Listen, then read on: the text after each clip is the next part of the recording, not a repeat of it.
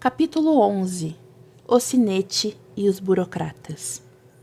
Durante a manhã seguinte, a sala de estratégia da fortaleza dos Crissalite estava mergulhada em silêncio. Crerrola permanecia sentada, as mãos unidas sobre o queixo, olhos fixos em nada, perdidos em lembranças e inquietações. Crerrola andava de um lado para o outro impaciente como um predador enjaulado. Ele está lá embaixo, disse por fim, rompendo o silêncio. Como uma fera presa. E vocês ainda tratam Marastágua como um mártir. Crerrola não respondeu de imediato.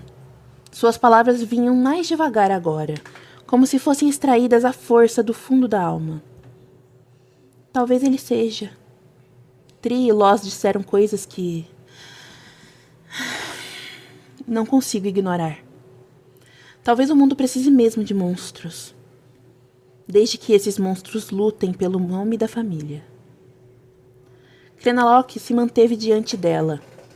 Antes que pudessem responder, a porta se escancarou com um estalo. Senhores!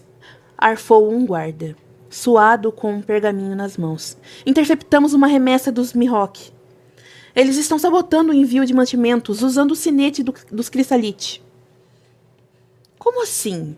Pergunta a voz de Crerrola, cortando o ar como uma lâmina. Usaram o sinete de sua mãe, senhora. O ar ficou pesado.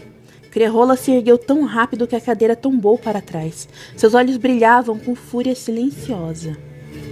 Preparem os cavalos, disse já em movimento. Vou pessoalmente até o local.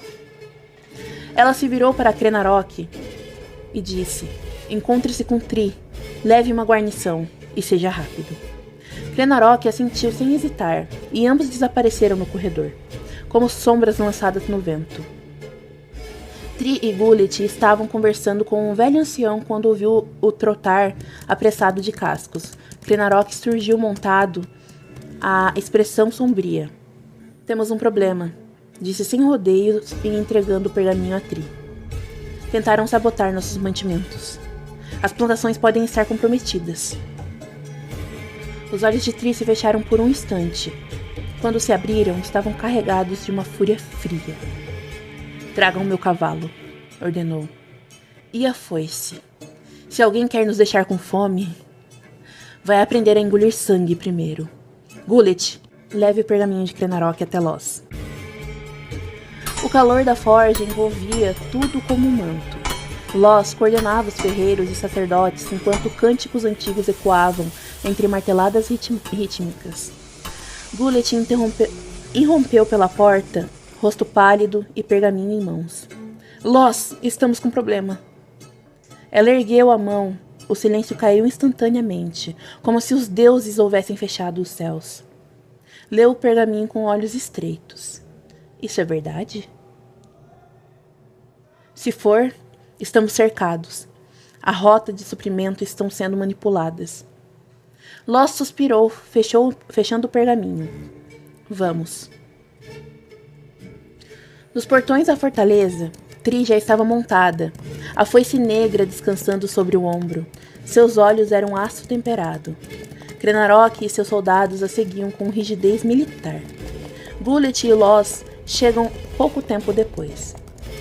Já mandei averiguar os documentos das minas do sul e do noroeste, disse Gullet. E os ferreiros responsáveis pelos mosquetes do sudeste? Perguntou Loz. Gullet hesitou. Não responderam. Loz esboçou um leve sorriso. Então estão bem. Eles só respondem a Marastágua. Sem dizer mais nada, ela subiu em sua montaria e seguiu com o grupo. A poeira ergueu-se sobre os cascos. O vento carregava consigo a promessa de confronto. O calor era denso, e os gritos dos servos disputavam com a arrogância dos burocratas, com insígnias da casa Mihawk.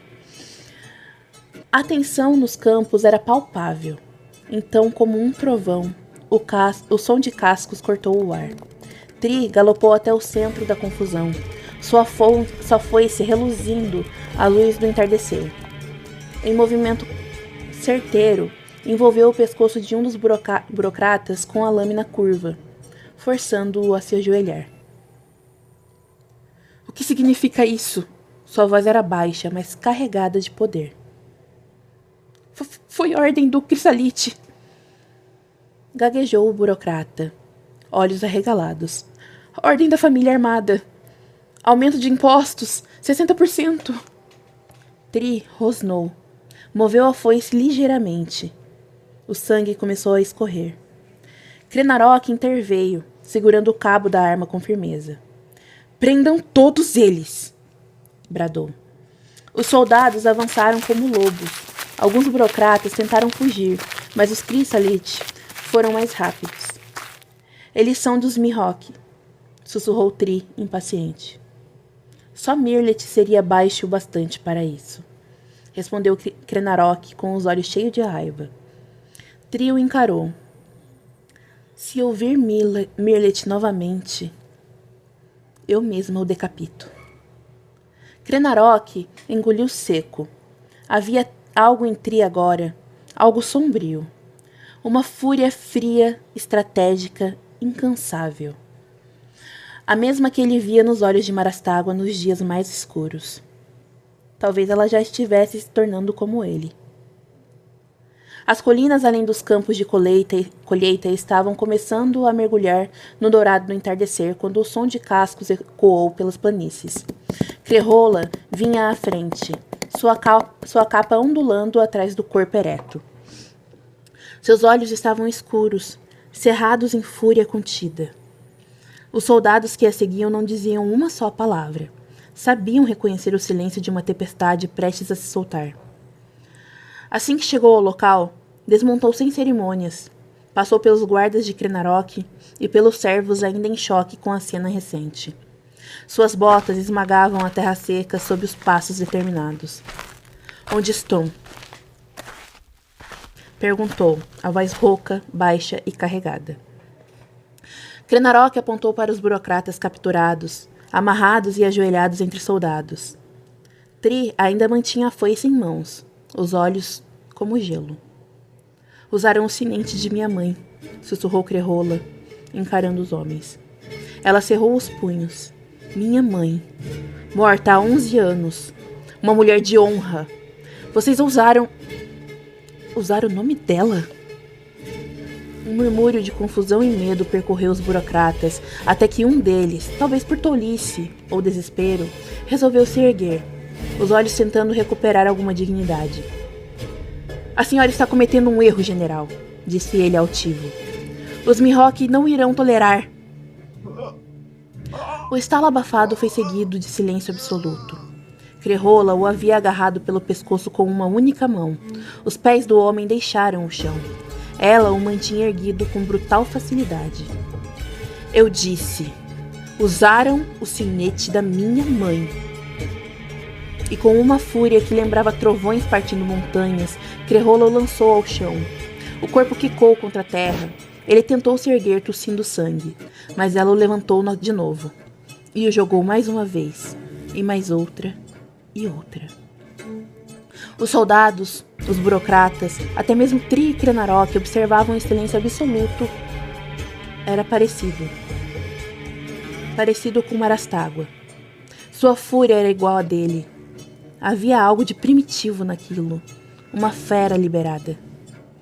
Ao fim do último golpe, o corpo do homem ficou imóvel. Crerrola o soltou como se fosse uma boneca quebrada, jogando-o para o lado como algo que havia perdido a graça. Ela ficou ali, respirando pesado, olhando as mãos manchadas de vermelho. Odeio isso, murmurou. Odeio. Então ergueu a cabeça e a voz. Levem todos. Serão interrogados um por um. E quero 2 guardas para cada prisioneiro. Não me importa se tiverem que dormir em pé.